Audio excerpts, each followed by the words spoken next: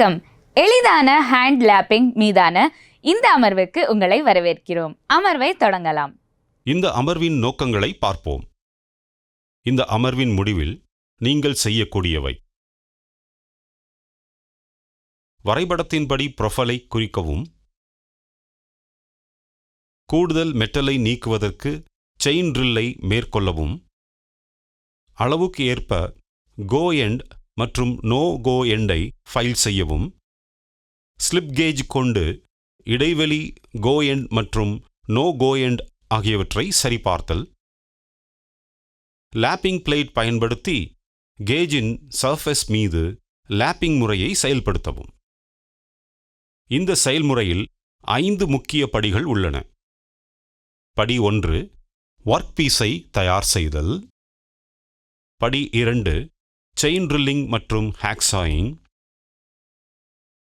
படி 3, ஃபினிஷ் செய்வதற்கான ஃபைல். படி 4, ஸ்லிப் கேஜை பயன்படுத்தி முடிக்கப்பட்ட செய்பொருளை செக் செய்து மதிப்பீடு செய்தல். படி 5, கேஜ் சர்ஃபேஸை லேப்பிங் செய்தல். முதலில் நாம் ஒர்க் பீஸை தயார் செய்து ஸ்டீல் ரூல் கொண்டு ரா மெட்டீரியலின் அளவை செக் செய்யவும். ஒரு பாஸ்டட் ஃபைலை பயன்படுத்தி அனைத்து 6 பக்கங்களையும் ஃபைல் செய்யவும்.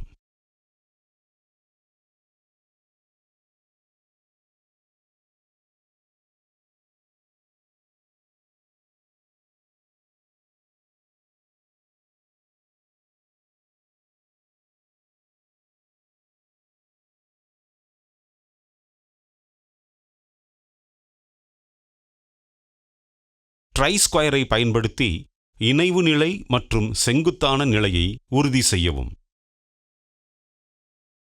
ஏ பக்கத்தில் மார்க்கிங் மீடியாவை பயன்படுத்தவும்.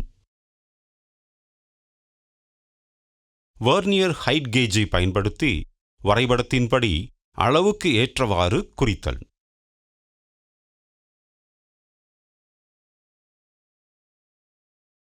டாட் பஞ்ச் மற்றும் பால் பீன் ஹேமரை பயன்படுத்தி விட்னஸ் கோடுகளை குறிக்கவும்.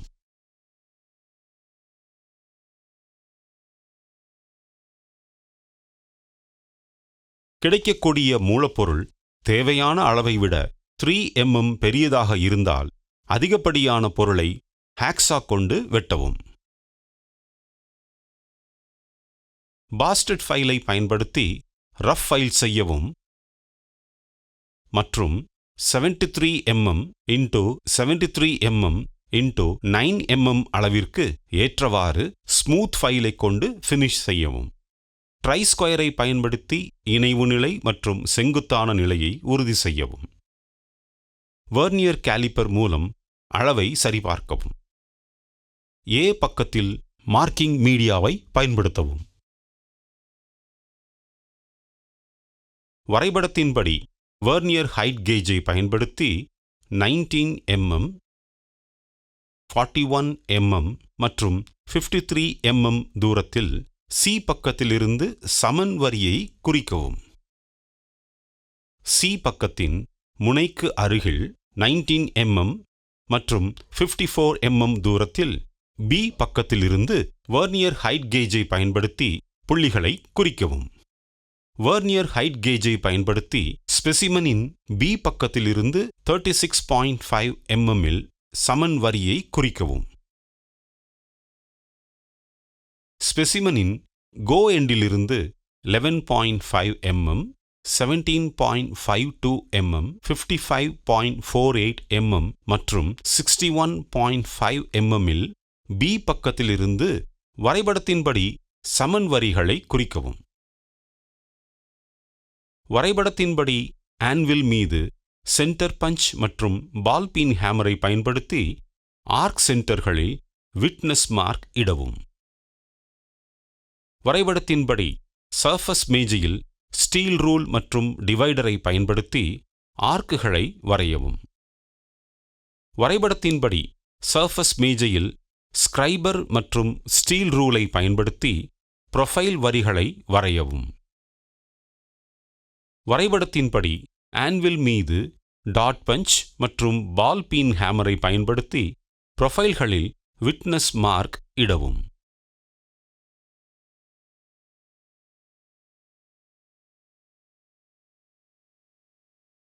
வரைபடத்தில் காண்பிக்கப்பட்டுள்ளபடி கூடுதல் பொருளை நீக்க ஹேக்ஸா செய்திடுங்கள்.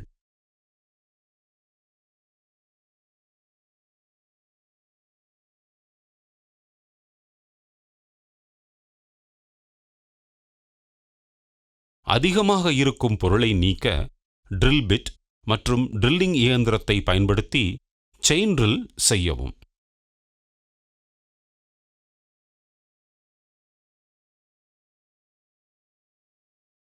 ஃப்ரேமுடன் ஹேக்ஸா பிளேடை பயன்படுத்தி வரைபடத்தின்படி கோ எண்டிலிருந்து ஹேக்ஸா செய்யவும்.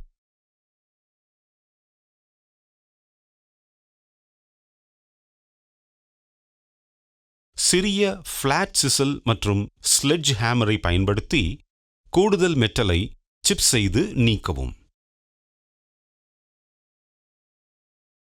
பாஸ்டட் ஃபைல் பயன்படுத்தி ப்ரொஃபைலை ரஃப் ஃபைல் செய்யவும்.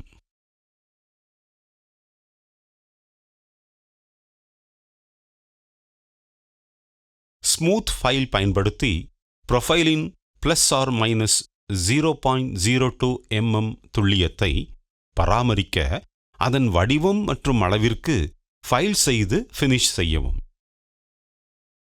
கோ எண்ட் அளவை அதிகபட்ச வரம்பான 38 mmக்கு ஃபைல் செய்யவும்.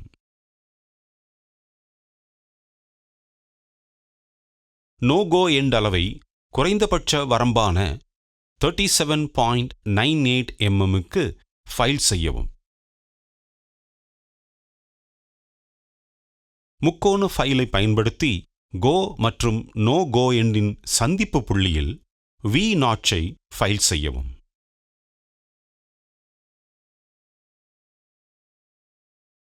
சர்ஃபஸை ஃபினிஷ் செய்து பனிப்பொருளின் ஓரங்களில் பர்ஸை நீக்கவும்.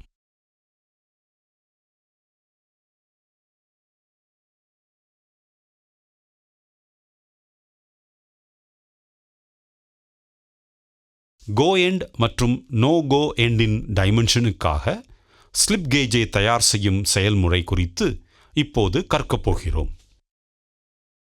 படத்தில் உள்ளபடி ஸ்லிப் கேஜை பயன்படுத்தி கோ எண்ட் மற்றும் நோ கோ எண்டை செக் செய்யவும். ஸ்லிப் கேஜ் டைமென்ஷனை 38 mmக்கு ஸ்டாக் செய்யவும்.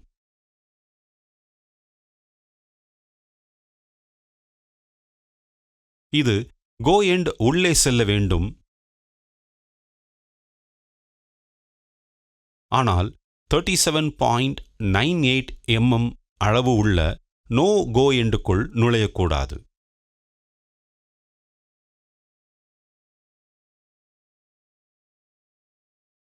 தயார் செய்யப்பட்ட கேஜின் சர்ஃபஸ் லேப்பிங் குறித்து இப்போது கற்கலாம். காஸ்ட் இரும்பினால் செய்யப்பட்ட லேப்பிங் பிளேட்டை தேர்வு செய்யவும். திடமான சர்ஃபஸ் மீது லேப்பிங் பிளேட்டை வைக்கவும். லேப்பிங் பிளேட் மீது உள்ள அலுமினியம் ஆக்சைடு உள்ள லேப்பிங் காம்பவுண்டை சார்ஜ் செய்யவும்.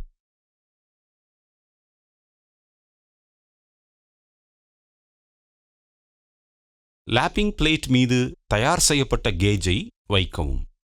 சார்ஜ் செய்யப்பட்ட லேப்பிங் பிளேட் மீது லேப்பிங் செயல்முறையை மேற்கொள்ளவும்.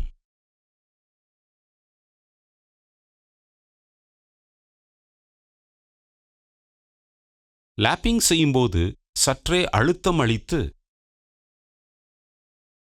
சர்ஃபஸ் டெக்ஸ்சர் டல்லான தோற்றம் உள்ளதை போன்று இருப்பதை உறுதி செய்யவும். தயார் செய்யப்பட்ட கேஜின் இதர சர்ஃபஸ் மீதும் முந்தைய லேப் செயல்முறையை மீண்டும் செய்யவும்.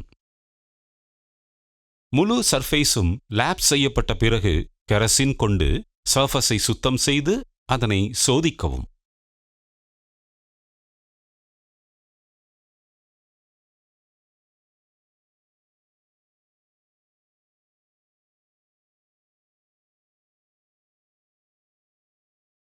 ஆயிலை தடவி மதிப்பீட்டிற்காக அதை சேமிக்கவும்.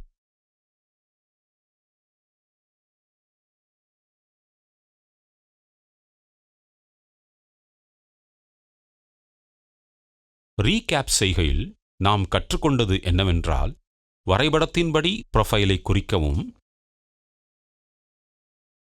கூடுதல் மெட்டலை நீக்குவதற்கு செயின் ட்ரில்லை மேற்கொள்ளவும், அளவுக்கு ஏற்ப கோ எண்ட் மற்றும் நோ கோ எண்டை ஃபைல் செய்யவும், ஸ்லிப் கேஜ் கொண்டு இடைவெளி கோ எண்ட் மற்றும் நோ கோ எண்ட் ஆகியவற்றை சரிபார்த்தல், லேப்பிங் பிளேட் பயன்படுத்தி கேஜின் சர்ஃபஸ் மீது லேப்பிங் முறையை செயல்படுத்தவும். இத்துடன் எளிதான ஹேண்ட் லேப்பிங் செய்முறை குறித்த விளக்கம் நிறைவடைந்தது. நீங்கள் அனைத்து கருத்துக்களையும் பயிற்சிகளையும் புரிந்து கொண்டீர்கள் என்று நம்புகிறேன். அடுத்த அமர்வில் சந்திப்போம்.